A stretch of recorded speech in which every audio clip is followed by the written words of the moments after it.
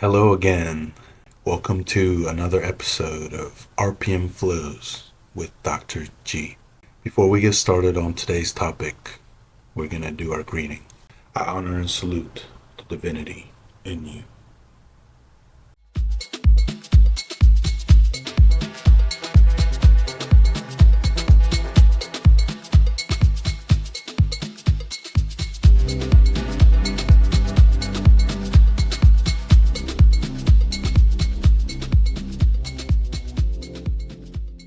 So today's topic is physical resilience and the power of it. And if we were to look at what we're going to talk about today, I'll define for you a little bit more in detail what physical resilience is about, as well as some stories of physical resilience that you can actually read about or even watch movies and film on. And then tell you about the Find Your Flow moment for this episode, which is based on a client that I worked with about a month ago, whose story was incredibly inspiring and heartbreaking at the same time. And then we'll talk about some strategies to help you cultivate physical resilience and hopefully some food for thought for you. So thank you for tuning in, and I appreciate you. So let's take a look at what physical resilience is. One of the questions I typically ask anyone when I'm working with them is, how have you been sleeping? How have you been eating? And what has your exercise regimen been like? Okay. So those are three thoughts or three elements or themes for all of us in daily life to really start to consider. For me, sleep is definitely one of the significant and most important elements of physical resilience, because if you're finding that you're not sleeping well and you're only getting restless sleep or 4 or 5 hours of sleep in a cumulative fashion, then your battery's only going to be charged 40 to 50% most days. And so you're not going to be fully engaged in life. Diet is also very important. So that's another theme that you need to be mindful of is, are you eating a lot of processed food, a lot of fats and sugars and carbs, and how do we start to make that the smaller portion of our plate and incorporate more greens and fruits and vegetables into our dietary intake. And then exercise is obviously very important. I try to do 3 times a week. I go to the gym for about an hour. But I also, as you know, my faithful companion who's restoring her energy right now, Coda, she is very integral to my physical resilience because we take usually about an hour walk every day. So those elements from a more foundational place are integrative for you to be mindful of every day. How am I sleeping? How am I eating? And am I moving at all? So what exactly is physical resilience? It's more than just pushing through pain, okay? It's about adaptation, recovery, and fortifying your body, especially against external stressors and stimuli. It's the body and the mind's partnership in survival, okay? It's what allows someone who's doing like an ultra marathon to keep on running when they're getting close to 100 miles, okay? Or a mountaineer to take another step in thin air, or a mother to traverse potentially dangerous landscapes and physical environments in order to hope and live for a better life. So I wanted to share with you today The good news is physical resilience isn't just for those who are extreme adventurers or ultra marathoners. It's something that we can cultivate every single day by training our bodies to endure controlled discomfort. We can prepare for life's inevitable surprises and physical challenges and mental challenges. So I wanted to share as well some stories of extreme physical resilience, and one of my favorite biographies is about Ernest Shackleton, who commandeered a trans-Arctic expedition across Antarctica. And this was back in the early 1900s, so obviously it didn't have all the spoils that we have today with Wi-Fi and all that. So just imagine being, in essence, shipwrecked in the middle of Antarctica on a boat and surviving for 2 years and having a lot of men to be responsible. And yet, at the end of those 2 years, in one of the most unforgiving environments on Earth, with hunger, frostbite, starvation, near-death experiences, and all of his men that he commandeered survived. So imagine not just the physical resilience that took, but the psychological resilience that required, the emotional resilience, this never give up attitude. It started with Shackleton. He never lost hope and ultimately led every single one of his men to safety. It was that will, that resilience to keep on despite impossible odds. Now, I have another example, and this one is where there was a lady that's named Diana Nyad, who I believe has also a great film based on her. She, at 64 years old, swam from Cuba to Florida without any kind of protection, a shark cage or anything. And it's a very inspirational film, so I would recommend you watching it. I believe it's titled Nyad, N-Y-A-D. But this was a 110-mile journey through shark-infested, jellyfish-infested, all kinds of potential dangers in the water. And she battled exhaustion, but thinking about spending 53 hours straight swimming and treading water until you get to your destination. Imagine all the different resiliencies that you have to fortify just to make that happen. The psychological belief that you can do it, the not giving up even when your body is feeling like you want to, feeling hopeless or helpless in certain moments, I'm sure. And yet just the physical, just constant, just, after stroke for miles and miles on end, and not giving up, not giving in to fatigue. It's simply amazing. And this reminds me of one of my favorite inspirational leaders, Jimmy Valvano, who has passed on now from cancer, but he led the 1983 NC State basketball team to national championship. And his mantra was never, ever give up. And I think it's apropos here because many times we're faced with some physically challenging experiences in our lives. And the easier thing is to give up or call it quits or say, you know what, I'll try this another time. But I think it's important to just remember that physical resilience really needs psychological and emotional resilience to manifest itself. Okay.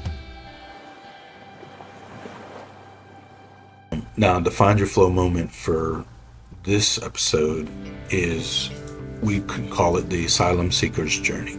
Okay. And this was a woman, maybe in her late 20s, let's say, from Central America, a country that is very corrupt, with law enforcement, government officials are basically bought by drug dealers and cartel leaders, okay? But that's not even the worst of it. She grew up in a very abusive childhood home along with her sister, where she was physically abused, emotionally and psychologically abused by her stepmother, and beaten many times with whatever was around stepmother. It could have been a Coke bottle, could have been a belt, a shoe, anything that she grabbed in her rage. And now, as she got older and she was able to escape, she felt some guilt because her sister, who was a couple years younger, stayed back and could not really defend herself because she is developmentally delayed. So imagine that guilt, leaving your sister at home, knowing that she's going through it and really can't express herself or defend herself. And she ended up meeting a gentleman who was in law enforcement. However, he was not the corrupt official kind. He legitimately wanted a career in law enforcement and wanted to do and serve his community with pride and to protect and to serve. However, on one occasion, he knew that some of his colleagues were being framed for something that they did not do. And he was being directed by his superiors to testify against them. And when he refused, his family caught a lot of flack because specifically the asylum seeker in this case. She was out one day and I think maybe coming back from a store, and they some of the corrupt members of the police department picked her up, basically blindfolded her, bound her, and took her to some nondescript place and repeatedly violated her sexually, physically. And so this is just thinking about all the trauma that she's already experienced in her life, and then to add this on top, and knowing that even if she were to report it, there would be no actual punishment or legal recourse because many of the officials are corrupt in that country, unfortunately. So her husband and their children decided, okay, we need to leave. We need to apply for asylum, apply for visa. Fortunately for her husband, he was able to obtain a visa, move to the States. However, in the process, she learned that she would not qualify. So she was at that point 3 months pregnant and decided to pack up her stuff as much as she could, take with her and her 2 children who were around 10, 12 at the time, and along with her sister decided to make the many 100-mile journey towards the US.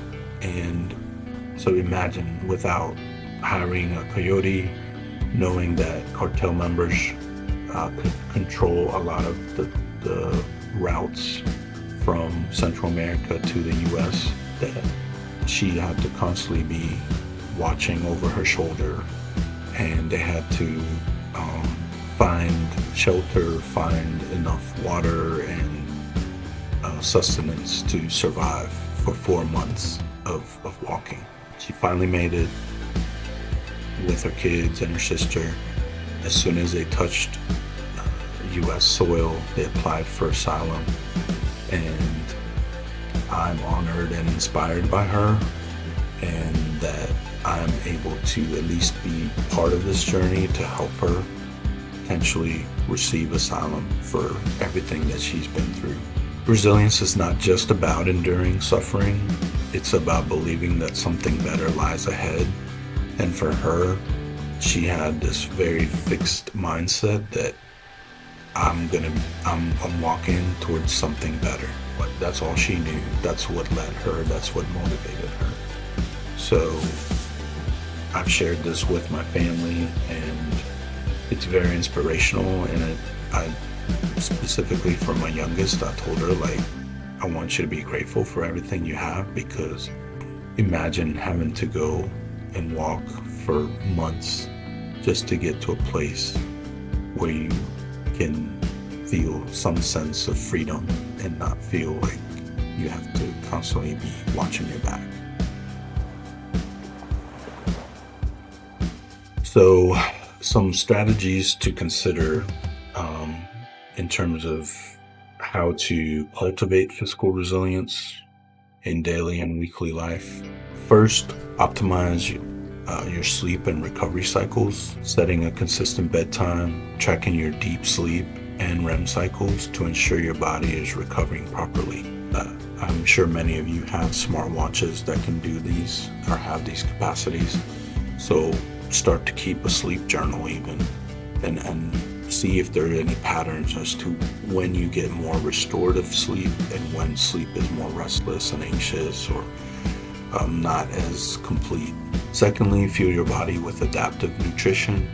So maybe follow an 80-20 approach with nutrient-dense foods while allowing for flexibility, or experimenting with intermittent fasting or metabolic conditioning to build adaptability. Myself personally, I do intermittent fasting, so I'll eat one meal a day, Monday through Thursday, typically just a pretty sizable lunch, but I do find that helps me with my sleep.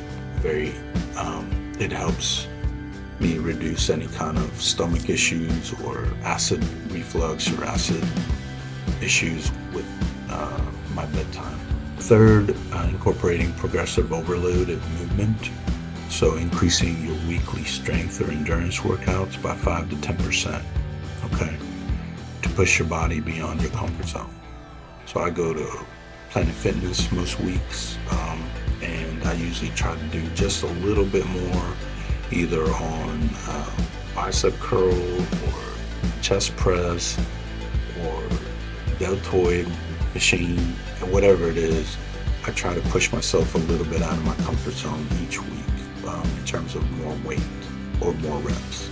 And lastly, embrace controlled discomfort, okay, where you schedule a weekly challenge where you are forced out of your physical comfort zone. A suggestion could be taking a cold shower, because I know when I go to Costa Rica, most of the time I'm taking cold showers because most people don't have hot water. Believe it or not, that is a huge luxury that we are accustomed to here in this country. Maybe a long distance hike or an intense workout with no rest breaks. In closing, Shackleton, Nayad, the asylum seeker that I met, they all teach us that physical resilience isn't just about brute strength or overcoming physical barriers. It's about endurance, it's about adapting, and an unwavering belief that you can keep going.